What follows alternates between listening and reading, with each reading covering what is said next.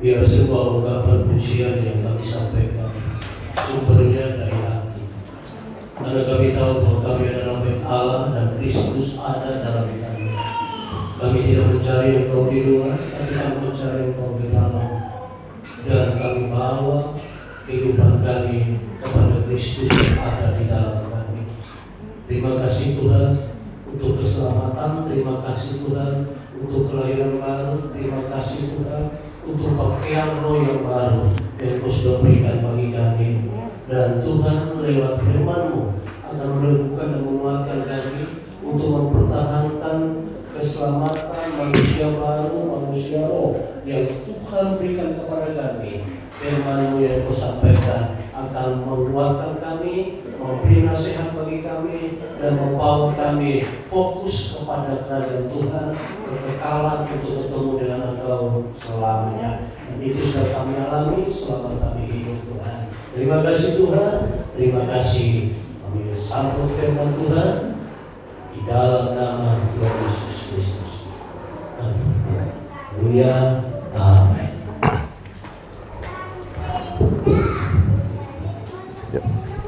Terima kasih Pak Joni, selamat pagi. Kita langsung ya. Ada apa dalam kehidupan ini kira-kira? Ada apa di dalam kehidupan? Kira-kira kalau ada pertanyaan, ada apa sih dalam kehidupan ini? Pikiran saudara kemana arahnya? Ada apa dalam kehidupan ini? Hah? Ada apa dalam kehidupan? Singkatnya begini ya, ada dua keinginan ya. Ada dua keinginan dalam kehidupan saudara ini ya. Ada keinginan yang sementara, ada keinginan yang kekal. Saudara mau cari yang mana ini? Alkitab lengkap. Mau cari yang sementara juga ada, mau cari yang kekal juga ada. Saudara milih yang mana dulu ini? Hah? Jujur ya, ada dua keinginan loh. Ada keinginan yang sementara untuk daging kita, ada keinginan yang kekal untuk jiwa kita. Selama ini saudara ingin yang mana dulu ini? Kebanyakan orang ingin yang sementara. Alkitab juga ada yang sementara ini. Banyak janji-janji yang sementara. Dan banyak orang berputar-putar di yang sementara. Karena Alkitab memang tercatat. Tapi lihat nih, saudara mau cari yang sementara atau cari yang kekal? Cari yang kekal ya. Oke. Karena apa? Kalau yang sementara ini ada yang dapat, ada yang enggak dapat. Coba, ibu yang tadi cari yang sementara, ibu yang dapat apa hari ini? Yang sementara coba lihat ya. Ada orang ingin kaya, pasti kepingin kan? Ada yang mau nolak enggak? Enggak. Kepingin kaya semua kan? Semua dapat enggak? Loh. Lihat nih. Ada sebuah keinginan, ada semua ada keinginannya. Ingin kaya ada Bu. Tapi nggak semua dapat kan? Aneh kan? Keinginannya semua sama. Ingin sehat, semua ingin sehat, ada semua keinginannya kan? Semua dapat nggak? Nggak. Ingin hidup enak, ada semua nggak keinginannya? Semua dapat nggak? Nggak. Loh, keinginannya ada, tapi kok nggak ada yang dapat? Ada orang yang dapat, ada orang yang nggak dapat. Ya, berarti Tuhan pilih kasih dong kalau begitu. Ternyata tidak. Ya, Tuhan itu kalau janji semua orang pasti dapat. Wong kita anak-anaknya kok. Buktinya misalnya sekarang ada orang yang merasa cantik. Orang jelek berarti bukan anaknya Tuhan kalau begitu. Iya kan? Kalau ada orang merasa bahwa kecantikan, kegantengan bahwa itu adalah berkat Tuhan, itu adalah kehendak Tuhan, berarti yang jelek bukan kehendak Tuhan. Iya kan? Semua sekarang kita lihat nih. Ternyata fokusnya bukan yang sementara. Keinginan itu ada. Tapi bukan keinginan itu yang kita turuti. Ada sebuah keinginan yang pasti. Saudara semua pasti kan? Pasti apa sekarang? Hah? Pasti mati. Semua lo pasti mati. Nggak ada yang takut dengan kematian? Pasti takut dong. Karena saudara takut, makanya saudara cari yang namanya kehidupan. Ya? Yuk. Kalau sudah mau cari yang namanya kehidupan, maka fokus kita cari Alkitab, baca firman, cari yang namanya kehidupan. Kalau fokus yang tadi, yang sementara, ingin diberkati, bacanya cuman Gampang. Kitab Ulangan, Keluaran, Kejadian, Keluaran, Imamat, Bilangan, Ulangan, Yosua dan raja-raja, itu banyak janji-janji. Tapi begitu saudara cari kehidupan, saudara nggak menemukan di sana. Yang saudara temukan hanya di Perjanjian Baru, ya. Yuk, fokus kita sudah mau ya, fokusnya ya. Mau ya, kita bawa ini. Yohanes 6 ayat 26. Yohanes 6 ayat 26. Yesus menjawab mereka, "Aku berkata kepadamu." Yohanes 6 ayat 26. Kita tampilkan pelan-pelan ya.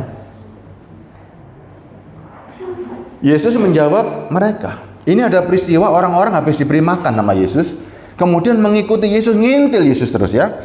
"Aku berkata kepadamu, sesungguhnya kamu mencari aku bukan karena kamu telah melihat tanda-tanda, melainkan kamu telah makan roti itu dan kamu telah kenyang." Ya, saudara cari Yesus, lihat apa ini hari ini? Cuman dikenyangkan secara jasmani, secara daging, cuman itu tok. Ayat 27-nya. Lihat ya. Yesus bilang begini, "Bekerjalah, ya, bukan untuk makanan yang akan dapat binasa, melainkan untuk makanan yang bertahan sampai kepada hidup kekal, yang akan diberikan anak manusia kepadamu, sebab dialah yang disahkan oleh Bapa Allah dengan materainya."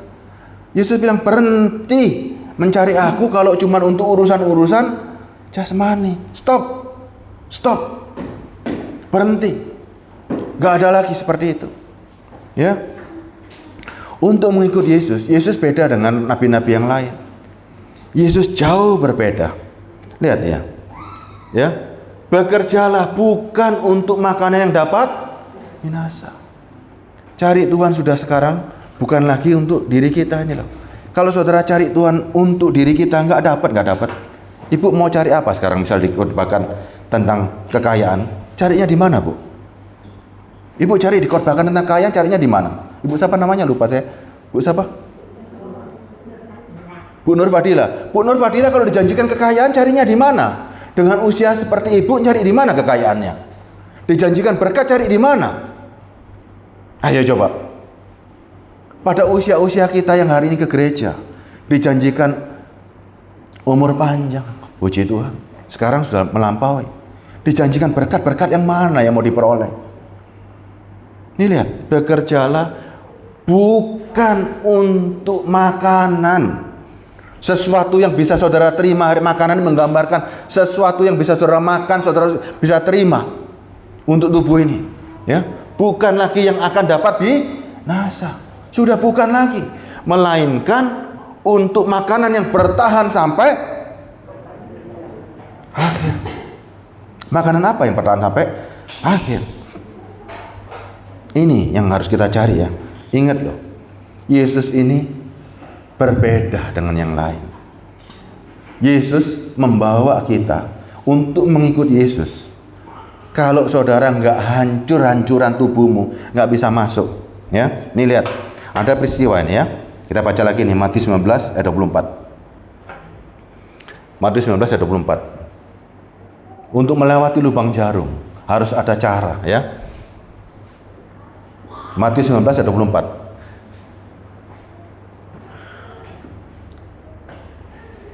"Sekali lagi aku berkata kepadamu, ada lebih mudah seekor unta masuk melalui lubang jarum daripada seorang kaya masuk ke dalam kerajaan Allah." 25. Ketika murid-muridnya mendengar itu, sangatlah gemparlah mereka dan berkata, "Jika demikian, siapakah yang dapat diselamatkan?" Yesus memandang mereka dan berkata, "Bagi manusia hal ini tidak mungkin, tetapi bagi Allah segala sesuatu mungkin." Bagaimana Yesus bilang harus melewati sebuah lubang jarum? Apa makna lebih mudah seekor unta masuk lubang jarum daripada seorang kaya masuk dalam kerajaan Allah? Ini kalimat nggak gampang, sangat nggak gampang. Coba saudara renungkan, bagaimana saudara bisa membawa unta masuk lubang jarum menurut pemikiran saudara? Ayo, bagaimana caranya saudara membawa unta bisa memasuki lubang jarum yang sangat kecil buat saudara? Gimana caranya? Ayo kita berpikir dengan cara berpikirnya Kristus. Gimana caranya? Bagi manusia hal ini nggak mungkin, tapi bagi Tuhan mungkin. Gimana caranya? Ayo, coba, gimana? Bagaimana caranya? Ulang lagi yang di atas. Ayat 24. Sekali lagi aku berkata kepadamu. Ayat 24 ya. Lebih mudah seekor unta memasuki lubang jarum daripada seorang kaya masuk dalam kerajaan Allah. Untuk mengikut Kristus, kalau saudara nggak mau seperti unta ini, nggak bakal bisa diterima di kerajaan Allah. Caranya gimana? Bagaimana seekor unta yang begitu gedenya bisa masuk ke lubang jarum? Yuk, unta sama manusia lebih sulit mana untuk masuk lubang jarum? Unta sama manusia lebih susah mana masuk lubang jarum? Penggambaran ini Yesus bilang lebih mudah seekor unta masuk melalui lubang jarum daripada seorang kaya masuk kerajaan Allah. Ini perbandingan yang mencolok loh. Apa ya maknanya Tuhan ya? Ayo lihat, apa maknanya? Gimana unta bisa masuk lubang jarum? Kita baca ulang ya, Matius 21 ayat 44. Yesus itu bagaikan batu, ya. Orang yang jatuh ke atas batu pasti hancur, yang ditimpa juga pasti remuk. Yuk, Matius 21 ayat 44. Saudara bayangkan ya, gimana caranya unta masuk lubang jarum? Ya, bayangkan diri saudara bagaimana bisa memasuki lubang jarum. Matius 21 ayat 44. 24. Jawab Yesus ya. Bukan ini. Matius 21 44. Sorry. 44. Matius 21 44. Yuk. Ayat 44. Dan barang siapa jatuh ke atas batu itu, ia akan hancur. Dan barang siapa ditimpa batu itu akan remuk. Siapa yang bisa menghancurkan? Siapa yang bisa meremukkan? Siapa yang bisa meremukkan dan siapa yang bisa menghancurkan? Orang yang datang kepada Kristus. Kalau dia tidak menghancurkan dirinya, Yesus itu menghancurkan dirimu sampai tidak berbentuk. Siapa yang jatuh ke atas batu itu, saudara dengan kesadaran sendiri masuk ke dalam Kristus. Kalau engkau tidak menghancurkan dirimu, dan begitu juga barang siapa yang ditimpa batu itu pasti akan remuk, pasti akan hancur. Apa maknanya dihubungkan dengan unta tadi? Yesus memberi gambaran. Yesus ini memberi gambaran. Untuk mengikut Tuhan, jalannya cuma satu. Apa jalannya? Apa jalannya untuk mengikut Tuhan? Lukas 14. Dari Matius saja ya. Matius 10 38. Matius 10 38. Ya. Remuk dan hancur. Kalau dikatakan remuk dan hancur, bentuknya apa kira-kira? Tidak berbentuk, ya. Ini sekarang lihat ya. Barang siapa tidak memikul salibnya dan mengikut aku, ia tidak layak bagiku. Yesus memberikan sebuah teladan. Yesus bukan seperti nabi-nabi zaman dulu. Yesus menggambarkan dirinya untuk mencapai kekekalan, untuk mencapai yang namanya kehidupan kekal. Apa yang dia tunjukkan sama saudara? Lihat ya. Yesus, apa yang dia tunjukkan sama saudara untuk meraih kekekalan? Di kayu salib, tubuhnya dia hancurkan serendah-rendahnya. Dirinya dia biarkan dicambuk sampai tidak berbentuk. Ya, kalau tubuh kita tidak hancur, masih ada keinginan, masih ada keegoan, nggak bakal bisa mencapai kepada perkenanan Tuhan. Kita tidak punya kendali apapun. Ya, artinya apa? Tubuh kita tidak bisa kita bawa mendekat kepada Tuhan kalau dia tidak dihancurkan total. Onta bisa masuk ke dalam lubang jarum kalau dia dimatikan oleh pemiliknya, menjadi hancur berkeping-keping hingga dimasukkan secuil demi secuil ke dalam lubang jarum. Manusia banyaknya nggak mau dimatikan karena dia punya kehendak, sedangkan unta hanya menuruti kehendak tuannya. Makanya hewan lebih mudah untuk mengikuti tuannya karena hewan bisa dimatikan sehancur-hancurnya untuk memasuki lubang jarum. Ketika tuannya memasukkan dia ke dalam lubang jarum, Tuhan punya kuasa nggak menghidupkan kembali? Punya kuasa. Inilah iman Abraham. Abraham dengan tega mempersembahkan Ishak karena Abraham yakin bahwa sekalipun Ishak mati, Abraham yakin bahwa Tuhan sanggup membangkitkan kembali. Ini loh, saudara sekarang ini, kalau saudara nggak mau mengikuti jalan salib, jalan yang Tuhan tunjukkan, saudara nggak bisa loh memperoleh kehidupan. Ya, saya baca ya. Barang siapa tidak memikul salib dan mengikuti aku, ia tidak layak bagiku. Ini firman, nggak bisa dibantah lagi, nggak bisa diotek-otek. Untuk datang pada Tuhan, hancurkan dulu dirimu. Ini peperangan. Ini peperangan untuk mencapai kekekalan. Nggak bisa nggak? Ayat ke-9-nya ya. Yuk. Ayat ke-9-nya. Lihat nih. Ayat ke-9. Barang siapa mempertahankan nyawanya, ia akan kehilangan nyawanya. Ini artinya begini. Barang siapa mempertahankan kehidupannya, kehidupan di dunia ini ya, saudara umat mempertahankan, ia akan kehilangan kehidupan selanjutnya. Saudara mau milih yang mana nih? Kehidupan hari ini, matikan sebelum masanya. Ya, matikan sebelum waktunya untuk memperoleh kehidupan yang akan datang. Dan barang siapa kehilangan kehidupannya karena aku, kehidupan dunia ini karena kita mengikuti Kristus, ia akan memperolehnya.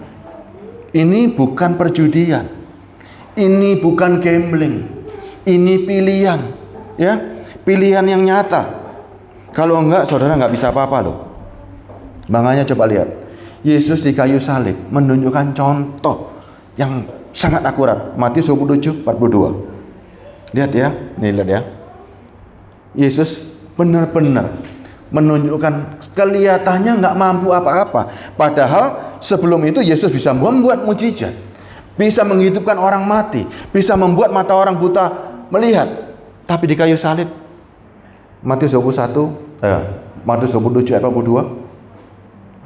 Lihat nih, Matius 27 ayat 42.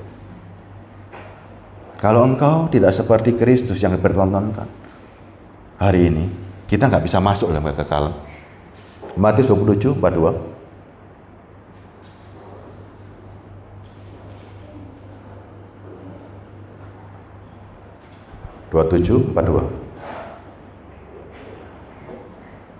Orang lain ia selamatkan.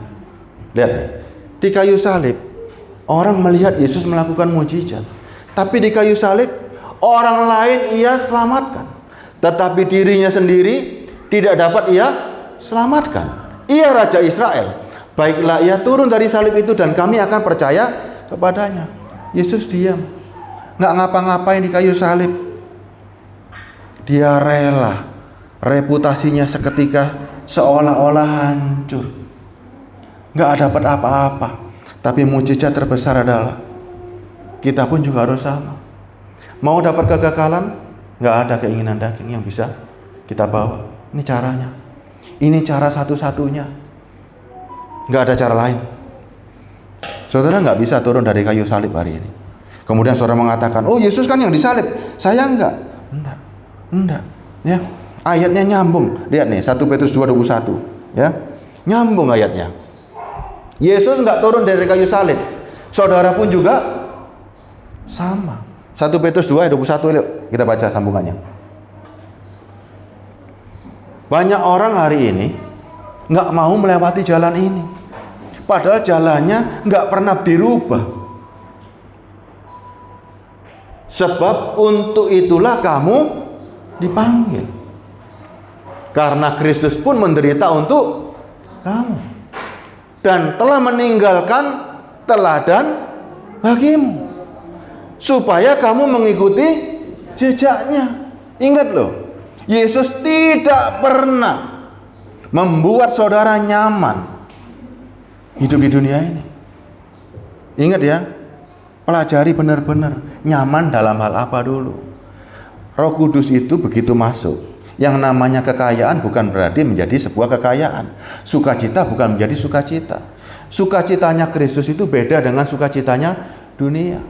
Damai sejahtera yang ditinggalkan Kristus berbeda dengan damai sejahtera yang dunia berikan. Ya, saudara akan merasa nyaman.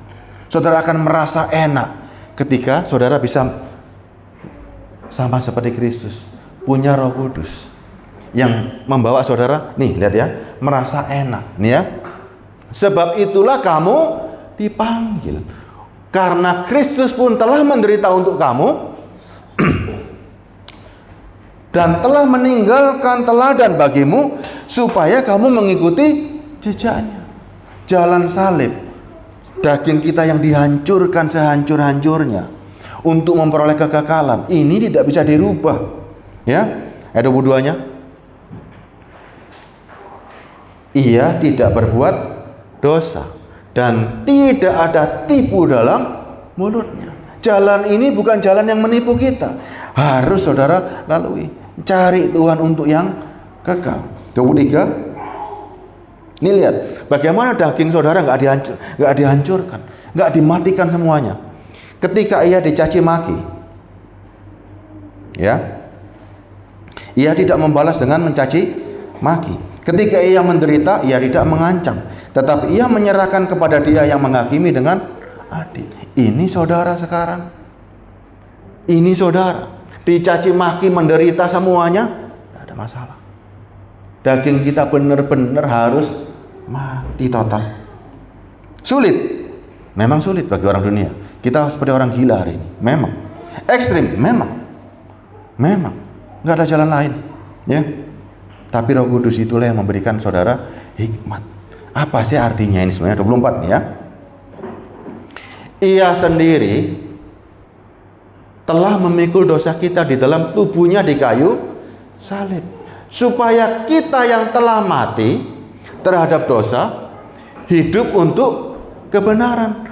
Oleh pilur-pilurnya kamu telah sembuh. Rasa sakit yang saudara derita hari ini, pilur-pilur yang sama yang Kristus rasakan hari ini, itulah yang menyembuhkan. Kalau saudara nggak dimatikan seperti ini, nggak dihajar seperti ini di dunia, nggak mau mengikuti jalan Kristus, saudara nggak bisa sembuh juga. Saudara fokusnya seperti yang sekarang di ajaran-ajaran sekarang. Fokusnya orang Kristen itu pasti hebat, pasti cantik, pasti kaya, pasti sehat, pasti diberkati. Itu fokusnya. Tidak. Kita sudah bukan fokusnya seperti itu. Hari ini fokus kita beralih, berbeda. Fokus kita bukan makanan yang bisa dilihat orang. Fokus kita yang di dalam, yang menuju pada kekekalan. Bisa ngikuti ya? Lihat nih, kembali ke Lukas 14 ayat 25. Lukas 14 25. Pada suatu kali, orang banyak berduyun-duyun mengikuti Yesus dalam perjalanannya. Sambil berpaling, ia berkata kepada mereka. 26. Jikalau seorang datang kepadaku, ia tidak membenci bapaknya, tidak membenci ibunya, istrinya, anak-anaknya, saudara laki-laki dan perempuan, bahkan nyawanya sendiri, ia tidak dapat menjadi murid. Kalimat ini begitu membuat orang coba terkejut nggak? Jika seorang datang kepadaku, ia tidak membenci bapak, ibunya, anak-anak, saudara laki-laki atau ibunya, bahkan nyawanya sendiri, ia tidak dapat menjadi murid. Kalau saudara masih menggandoli semuanya, masih ngurusi ini semuanya. Ia tidak layak. Hari itu kehidupan dunia ini bukan fokus lagi, ya. Bahkan nyawamu sendiri, kehidupanmu sendiri sudah bukan ukuran. Keinginan kita bukan ukuran lagi yang kita bisa bawa. Semuanya hancur lebur supaya bisa melewati lubang jarum. Lubang jarum itu sepertinya nggak enak, tapi begitu bisa melewati, ada kehidupan di sana. Ada sebuah kehidupan, ya.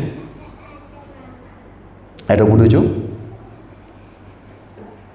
Barang siapa, ya, tidak memikul salibnya, ayat 27-nya, ya. Dan mengikut aku, ia tidak dapat menjadi muridku. Sebuah jalan ini yang nggak bisa tidak kita mau lewati. Misalnya, oh aku nggak mau lewati jalan, nggak bisa.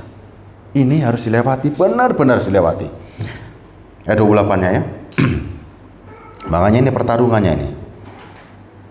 Ayat 28-nya. Hitung masing-masing orang.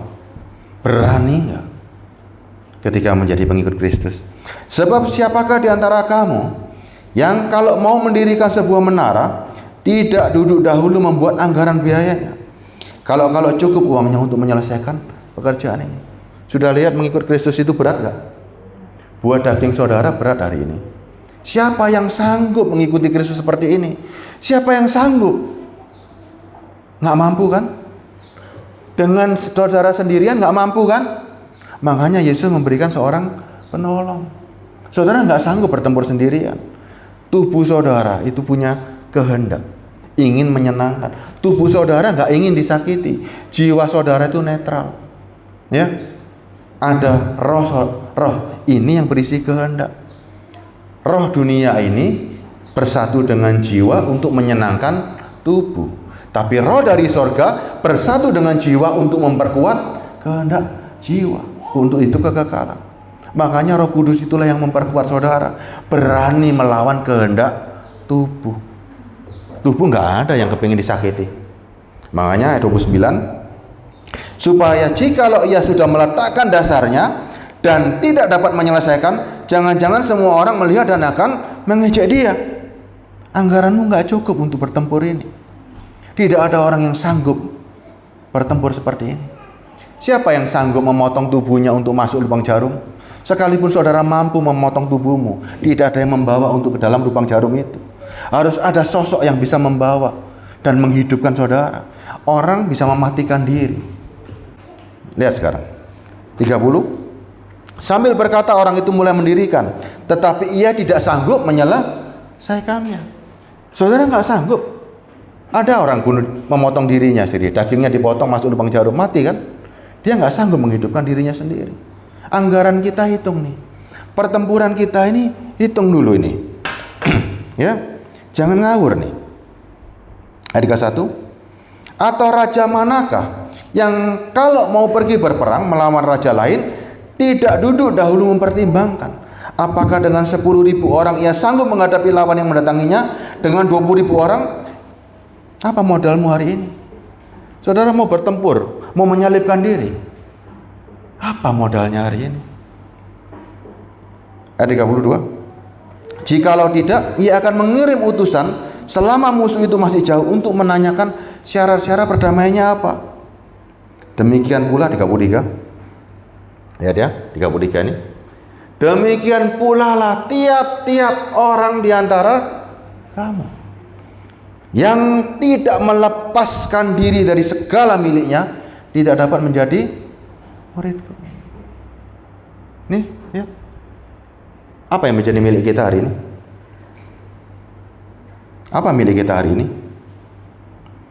Milik kita, keinginan kita tadi, lepas dulu. Total dilepas.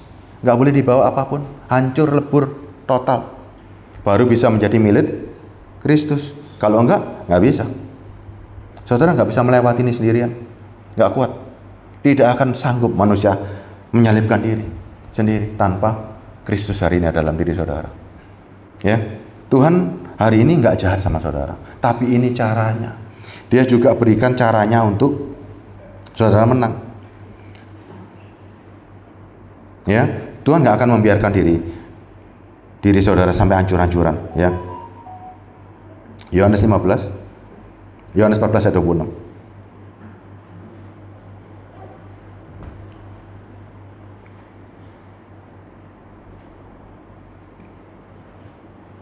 Yohanes 14 ayat 15 dulu ya. Kita lihat dari 15 dulu ya. Saudara mau kan mengikuti tadi kan? Jalan tadi kan? Mau kan? Tapi berat banget kan memang? Berat ya? Sangat berat. Yesus bisa. Saudara bisa nggak? Yesus bisa. Saudara bisa nggak? Yesus bisa loh di kayu salib. Saudara bisa nggak? Kalau Yesus bisa, saudara bilang, itu Yesus. Enggak. Justru itulah Yesus jadi manusia. Kalau Yesus nggak bisa, kita pun juga bisa. Karena Yesus bilang, kenakanlah diriku. Ya, lihat nih. Jikalau kamu mengasihi aku, Yohanes 14 ayat 15. Semua cinta kan sama Tuhan kan? Cinta ya? Kalau cinta, mau berkorban nggak? Jikalau kamu mengasihi aku, kamu menuruti segala perintahku. Tadi perintah nggak? Tadi perintah kan? Makanya banyak hari ini daging itu menghindari khotbah seperti ini.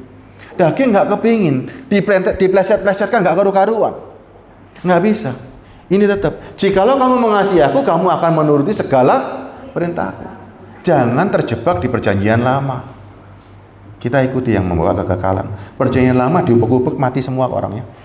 Perjanjian baru yang membawa kehidupan. Ya. Terus ayat selanjutnya gimana bunyinya? Tuhan tahu kita nggak sanggup, makanya Dia berikan ayat 16-nya. Aku akan minta kepada Bapa dan Ia akan memberikan kepadamu seorang penolong yang lain supaya Ia menyertai kamu selama-lamanya. Roh Kudus bukan main-main. Inilah yang menyertai kita, memperkuat jiwa kita supaya tubuh bisa diperbudak oleh jiwa yang kuat untuk melakukan kehendak-Nya. Ayat 17, yaitu roh kebenaran. Dunia tidak dapat menerima Dia. Kenapa nggak dapat menerima? Karena dunia selalu ingin menyenangkan daging. Nggak bisa dunia menerima Dia. Nggak ada hukum dunia yang seperti ini. Sebab dunia tidak melihat Dia dan tidak mengenali Dia. Ajaran Kristus ini kalau kita pahami, sebetulnya kalau kita lihat ya, menurut pandangan orang dunia menyimpang. Orang ingin hidup enak di dunia, kok Yesus malah menyalibkan diri. Padahal bukan itu. Yesus menunjukkan bahwa dunia ini sementara. Artinya jangan fokus sama dunia, carilah kerajaan sorga dan kebenarannya. Semakin saudara melihat dari atas, semuanya semakin kecil. Ya, cara Yesus ini mengangkat kita lihatan dari sudut pandang sorgawi. Semua di dunia ini sebentar lagi selesai. Saudara diangkat menuju pada kekekalan. Mau sehat juga sementara, mau sakit juga sementara, mau kaya juga sementara, mau senang juga sementara. Tapi Tuhan bawa saudara, ini loh ada yang kekal. Dia tunjukkan dengan cara paling ekstrim. Ya, dunia nggak bisa menerima, nggak ada seperti ini. Makanya Yesus merubah semuanya. Perjanjian lama, nabi-nabi ingin orang Israel, kalau kamu melakukan perintahku, kamu akan diberkati. Semuanya menjanjikan seperti itu. Yesus frontal. Dia salibkan dirinya. Ini apa-apaan? Apa-apaan seperti ini? Tidak ada orang yang bisa menerima pada hari itu. Sampai hari ini pun juga dunia menolaknya. Apa-apaan seperti ini? Tapi ini yang Yesus kerjakan. Sebab dunia tidak melihat, dunia tidak dapat menerima Dia sampai kapanpun. Coba, bisa nggak dunia menerima ini? Tanya sama orang dunia, bisa nggak menerima ini? Matikan dirimu, salibkan dirimu, hancurkan dirimu, bisa nggak? Ada nggak mengikut Tuhan tapi disuruh menghancurkan diri? Ada nggak? Nggak ada. Ajaran ini bukan ajaran dunia, tapi ajaran untuk mencapai kekekalan. Nih, sebab dunia tidak melihat Dia dan tidak mengenal Dia. Tetapi Kita hari ini mengenal dia. Ini jalan menuju keselamatan. Sebab ia menyertai kamu dan akan diam di dalam kamu. Ayat 26-nya.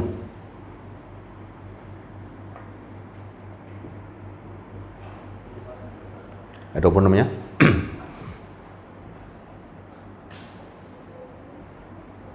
Ayat 26. Yohanes 14, 26. 26.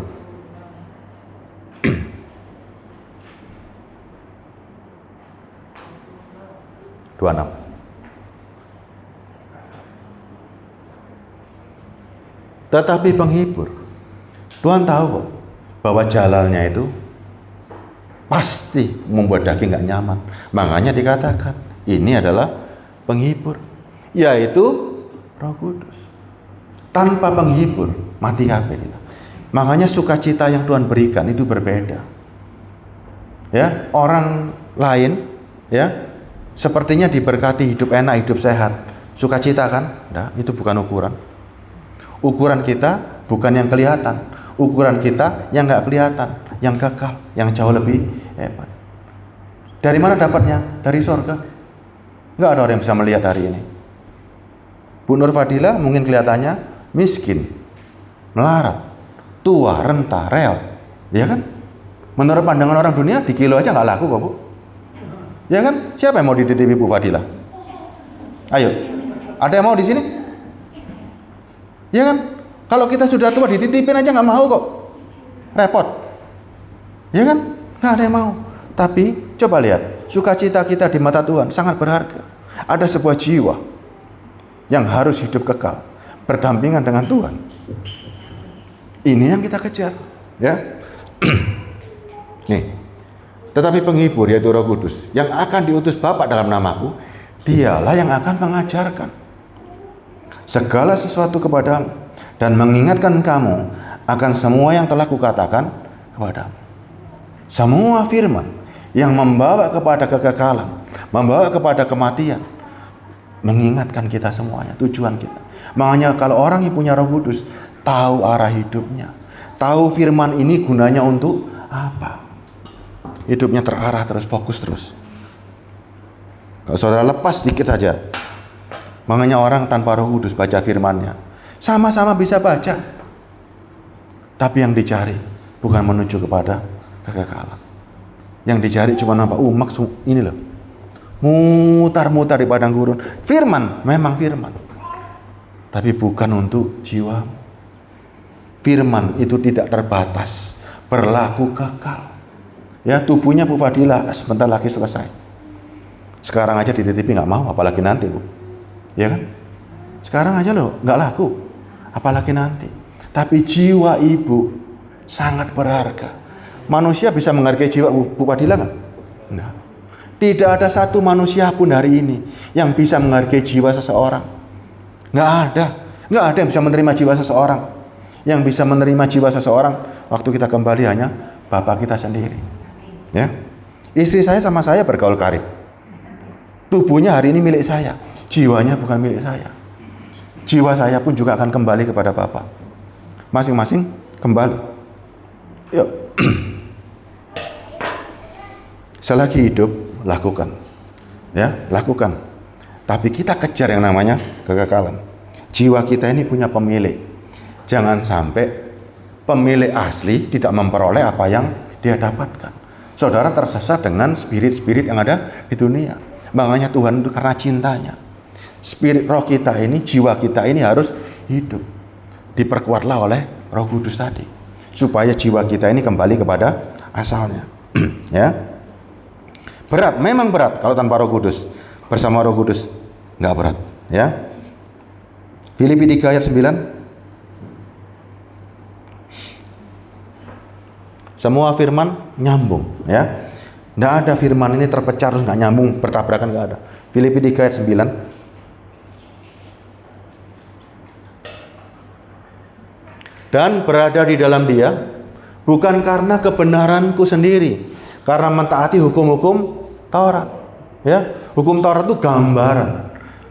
gambaran sebuah ibadah, gambaran hukum-hukum agamawi, ya. Melainkan dengan kebenaran karena kepercayaan kepada Kristus, yaitu kebenaran yang Allah anugerahkan berdasarkan kepercayaan, berdasarkan iman. Ayat 10-nya. Nih, yang ku kehendaki ialah mengenal Dia. Mengenal Kristus lewat apa nih? Yang ku kehendaki mengenal Dia dan kuasa kebangkitannya dan persekutuan dalam penderitaan, di mana aku menjadi serupa dengan Dia dalam kematiannya. Ini nggak bisa dilewati. Mengenal Dia dari mana? Dari kuasa kebangkitannya dan persekutuan dalam penderitaannya dan menjadi serupa dalam kematiannya. 3 ini yang sudah lihat. Ada kebangkitan, ya, ada persekutuan dalam penderitaan dan serupa dalam kematiannya. 3 hal ini yang kita cari. Ini yang kita lewati. Jelas ya? Serupa dalam kematian, sekutu dalam penderitaan untuk mendapat kuasa dalam kebangkitan. Kalau kita balikkan itu kan? Serupa dalam kematiannya ketika menjadi mengikut Kristus, sadarkan bahwa harus mematikan segala-galanya. Mematikan itu benar-benar hancur supaya kita bisa masuk dalam lubang jarum. Setelah itu dihidupkan kembali nih. Dan bersekutu dalam penderitaannya. Hidup di dunia ini, dunia punya tawaran yang begitu nikmat. Tawaran untuk menjadi kaya, menjadi sehat. Tapi semuanya ini hanya semu. Itu bukan fokus. Ya, bukan fokus. Boleh dinikmati, boleh didapat, tapi bukan menjadi fokus. Kalau nggak dapat kaya, nggak masalah. Bukan berarti Tuhan nggak cinta. Dalam keadaan sakit nggak ada masalah. Bukan berarti Tuhan tidak cinta. Ya, bukan fokus. Serupa dalam penderitaannya dan bersekutu dalam penderitaannya dan serupa dalam kematian, bersekutu dalam penderitaannya untuk memperoleh kuasa kebangkitan. Ini nggak bisa dilawan. Ini firman, ya. Ini kebenaran yang akan saudara jalanin hidup bersama Kristus. Tanpa ini nggak bisa apa-apa, saudara. Ingat ya, saudara punya iman kan sama Kristus kan? Iman saudara hari ini Kristus kan? Tapi jangan sampai iman saudara yang harusnya menghidupkan, malah iman itu mematikan saudara. Ingat ya, firman ini ada 2 jalan. Untuk keinginan daging dan keinginan jiwa. Kalau salah pilih, Yesus yang seharusnya menghidupkan saudara, Yesus akan menjadi hakim buat saudara. Menakutkan kan? Menakutkan. Ayatnya ada, doa ada. Jangan sampai loh saudara, Yesus ini yang saudara imani untuk menghidupkan, tapi malah mematikan. Ibrani 10:26. Jangan bermain-main, ya. Miliki kebenaran, ya. Jangan main-main. Jangan seperti orang kaya tadi, suruh masuk lubang jarum, dia nggak mau menghancurkan dirinya, dia nggak mau mematikan dirinya untuk menjadi berkeping-keping, supaya Yesus yang membawa masuk dalam lubang jarum. Ibrani 10:26. Sebab jika kita sengaja berbuat dosa, ingat ya, ini kan saudara sudah paham semua kan? Yesus memberikan pengampunan, sudah selesai pengampunannya, ya, sudah diberikan buat saudara. Tapi saudara masih bangil dan mokong. Sebab jika kita sengaja berbuat dosa, sesudah memperoleh pengetahuan tentang kebenaran, maka tidak ada lagi korban untuk menghapus dosa itu. Karena akhir-akhir ini ada pengajaran bahwa kasih Kristus, kalau orang yang sudah menerima Kristus sudah sekali selamat tetap selamat. Tidak.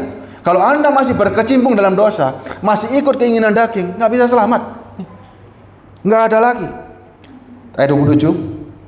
Tetapi yang ada 27. Tetapi yang ada adalah kematian yang mengerikan dan penghakiman dan api yang dahsyat yang akan menghanguskan semua orang yang durhaka. Kenapa orang durhaka? Karena saudara melawan Kristus. 28. Jika ada orang yang menolak hukum Musa, ia dihukum mati tanpa belas kasihan atas keterangan 2 atau 3 saksi. 29. Betapa lebih beratnya hukuman yang harus dijatuhkan atas dia yang menginjak-injak anak Allah, yang menganggap najis darah perjanjian yang menguduskannya, dan yang menghina roh kasih karunia. Saudara, diampuni ini adalah kasih karunia, bukan usahamu. Tapi pengampunan ini atas kehendaknya dia. Dia mau turun menghancurkan dirinya menjadi manusia untuk memberi contoh. Tapi saudara nggak mau mengikuti, ya. Itulah kasih karunia, ya. Ayat 30, sebab kita mengenal dia yang berkata, pembalasan adalah hakku. Akulah yang akan menuntut pembalasan. Dan lagi, Tuhan akan menghakimi umatnya. Jangan main-main. Jangan main-main. Jangan bermain api. Ya, jangan bermain api. Tuhan Yesus itu iman yang menghidupkan, juga sekaligus iman yang akan mematikan kalau saudara bangga. Makanya 1 Petrus 4 ayat 15, yuk kita baca ya. Masih ada waktu aja. 1 Petrus 4:15.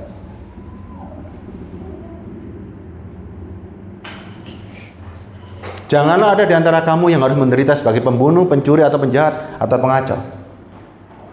Tidak. Seperti ini kita udah tahu. Moral, orang Kristen moralnya nggak usah diajari moral. Karena kita itu mengejar sorgawi. Orang yang mengejar kehidupan sorgawi, moralnya pasti moral menuju sorga. Ya, kita nggak berkutat di moral. Terus ayat 16-nya. Tetapi jika ia menderita sebagai orang Kristen, nggak usah malu. Apa menderita sebagai orang Kristen? Keadaan kita hari ini nggak usah malu. Ya. Mau kaya, mau miskin, mau susah, mau senang, mau kena apapun, gak usah malu, diterima. Melainkan hendaklah ia memuliakan Allah dalam nama Kristus. Ayat 17. Ini lihat. Karena sekarang telah tiba saatnya penghakiman dimulai di mana? Di rumah Allah sendiri. Yang pertama-tama harus dihakimi. Dan jika penghakiman dimulai pada kita, bagaimana kesudahannya pada mereka yang tidak percaya pada Injil Allah? Ingat loh, yang dihakimi duluan kita duluan, bukan orang lain, kita dulu. Ayat 18. Dan jika orang benar hampir-hampir tidak dapat diselamatkan, apakah yang akan terjadi dengan orang fasik dan orang berdosa? Ayat 19. Karena itu, baiklah juga mereka yang harus menderita karena kehendak Allah, nih lihat nih, menyerahkan jiwanya dengan selalu berbuat baik kepada pencipta yang setia. Serahkan, tubuh ini nggak ada apa-apanya, serahkan sudah. Ya, jiwa kita pun juga harus diserahkan secara total, nggak ada cara lain. Ingat, kalau saudara melewati cara ini, saudara nggak akan bisa melewati lubang jarum loh, nggak akan dapat kekekalan loh. Yuk kita baca di ayat perjanjian lama ya, Ayub 40 ayat 10. Ayub 40 ayat 10. Saya sambungkan di perjanjian lama ya. Ayub 40 ayat 10.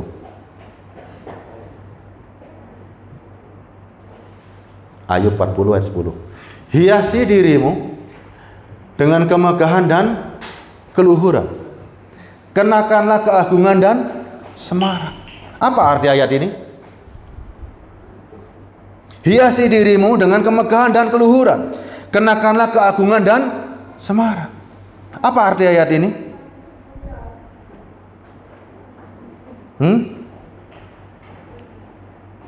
Roma 13 ayat 14. Siapakah yang megah? Siapakah yang semarak? Siapakah yang luhur? Siapakah yang mulia? Nih. Hiasi dirimu dengan kemegahan, keluhuran, kenakan keagungan dan semarak. Siapakah ini? Roma 13 ayat 14. Tetapi kenakanlah Tuhan Yesus Kristus sebagai perlengkapan senjata terang, dan janganlah merawat tubuhmu untuk memuaskan keinginannya. Ini yang kita kenakan. Kembalikan ke Ayub tadi, ayat 40 tadi, ayat 10 tadi. Paham ya? Kenakanlah Yesus Kristus sebagai perlengkapan. Hiasi dirimu dengan keluhurannya, dengan kemuliaannya. Makanya kita ini mengenakan Kristus dalam hidup kita. Itulah keluhuran dan kemuliaan kita. Itulah semarak kita hari ini. Ayat 11-nya. Luapkanlah marahmu yang bergelora. Kenapa kita hari ini disuruh meluapkan marah yang bergelora? Amat-amatilah setiap orang yang congkak dan rendahkanlah dia. Siapakah orang yang congkak ini? Inilah tubuh kita hari ini. Rendahkan dia serendah-rendahnya, kuburkanlah dalam debu. Ayat 12-nya. Amat-amatilah setiap orang yang congkak, tundukkanlah dia dan hancurkanlah orang-orang fasik di tempatnya. Itu diri saudara. Hancurkan dan tundukkanlah. Ayat 13-nya, pendamlah mereka bersama-sama dalam debu dan kurung mereka di tempat tersembunyi. Tubuh saudara tidak boleh punya lagi kehendak. Hancurkan yang congkak ini. Ini saudara, ketika saudara bisa mengenakan Kristus, ada dua pribadi yang berbeda. Langsung terjadi perbedaannya. Yang congkak rendahkan semuanya. Ayat 14-nya, ini lihat. Maka aku pun akan memuji engkau, karena tangan kananmu memberi engkau kemenangan. Orang-orang yang menang hari ini adalah orang-orang yang bisa memisahkan antara keinginan jiwa dan keinginan tubuhnya. Paham ya? Paham ya? Hanya orang yang bisa mengenakan Kristus yang bisa memendam orang-orang congkak. Nih, coba lihat, kita baca ya. Ulang ya di atas ya. Ayat 10. Yuk. Pelan-pelan saudara pahami ayat ini ya. Hiasi dirimu dengan kemegahan dan keluhuran, kenakanlah keagungan dan semarak Yesus Kristus. Begitu saudara bisa mengenakan Tuhan Yesus Kristus dalam dirimu, ada dua pribadi yang berbeda nggak? Ada pribadi yang berbeda nggak? Ada. Ada jiwa yang hidup. Ada Allah yang hidup. Makanya ayat 11-nya baru bisa ngomong. Ayat 11-nya, luapkan marahmu yang bergelora. Ada sebuah kemarahan yang bergelora terhadap apa? Amat-amati setiap orang yang congkak dan rendahkanlah dia. Jangan lihat orang, tapi lihat dirimu yang dulu, yang congkak, ya. Rendahkan dia, hancurkan dia sehancur-hancurnya. Ayat 13-nya. Ayat 12-nya. 12 tadi. Ayat 12. Amat-amati setiap orang yang congkak, tundukkanlah dia dan hancurkanlah orang-orang fasik di tempat. Nih, dulu kita sangat fasik, hancurkan semuanya di tempatnya. Hancur sehancur-hancurnya. Ayat 13. Pendam mereka bersama-sama dalam debu. Kurung mereka di tempat tersembunyi. Ayat 14. Maka aku pun akan memuji engkau, karena tangan kananmu memberi engkau kemenangan. Kalau engkau hari ini bisa mengenakan Kristus dalam hidupmu, baru bisa ayat 12-13 itu saudara lakukan. Yang congkak ini dulu dihancurkan lebur total, ya, total. Paham ya? Total. Yang hidup siapa sekarang? Galatia 2:20. Yuk ayat penutup.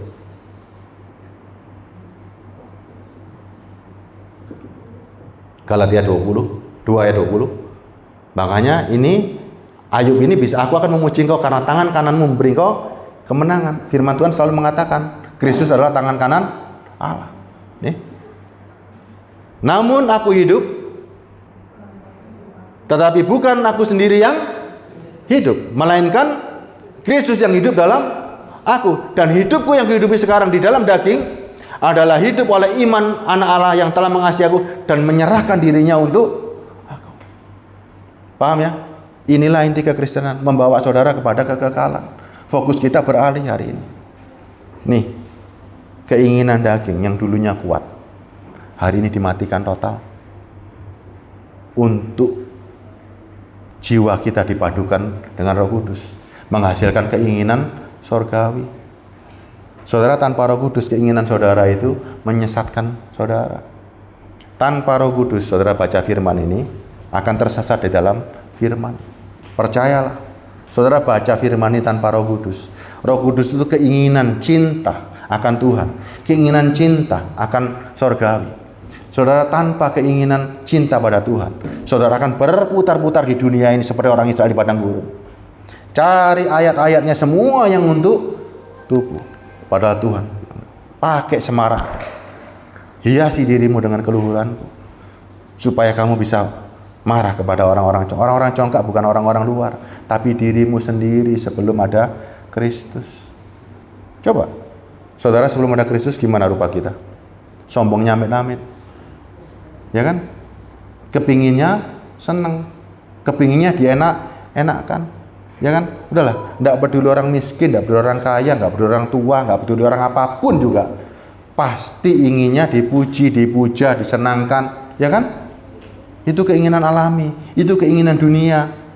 Tubuh kita tanpa Roh Kudus nggak bisa kan menolak kan? Ayo, siapa yang bisa menolak? Ibu senang dipuji kan? Senang kan? Pak Joni juga seneng, saya seneng, semua seneng kan? Wih ayu nih, gantengnya seneng kan? Apalagi kalau pendeta ditambah gelar, seneng kan? Tuhan tahu tubuh ini lemah, makanya Tuhan bilang cara mengalahkan kelemahan, cara mengalahkan tubuh, apa caranya? Potong-potong, kubur, ya, supaya sama Tuhan tubuh ini bisa dimasukkan lubang jarum. Begitu keluar dari lubang jarum, Tuhan bisa menghidupkan kembali nggak? Bisa. Makanya bedanya manusia sama hewan. Manusia mau dipotong, lari, karena dia punya kehendak. Kalau hewan, unta, dia pasrah pada pemiliknya. Ya, kita pun hari ini, tubuh kita hari ini ada pemilik, ada Tuhan. Begitu saudara kenakan keluhuran dan kemuliaan Kristus, saudara akan melihat sebuah pertarungan, ada pribadi yang berbeda. Satu pribadi dunia, satu pribadi surgawi. Caranya apa? Ditundukkan yang dunianya, supaya kita bisa menuju pada surga. Ya, jiwa kita terlalu berharga. Yang di bumi sebentar lagi selesai, dan nggak usah dicari. Ya, selesai ya.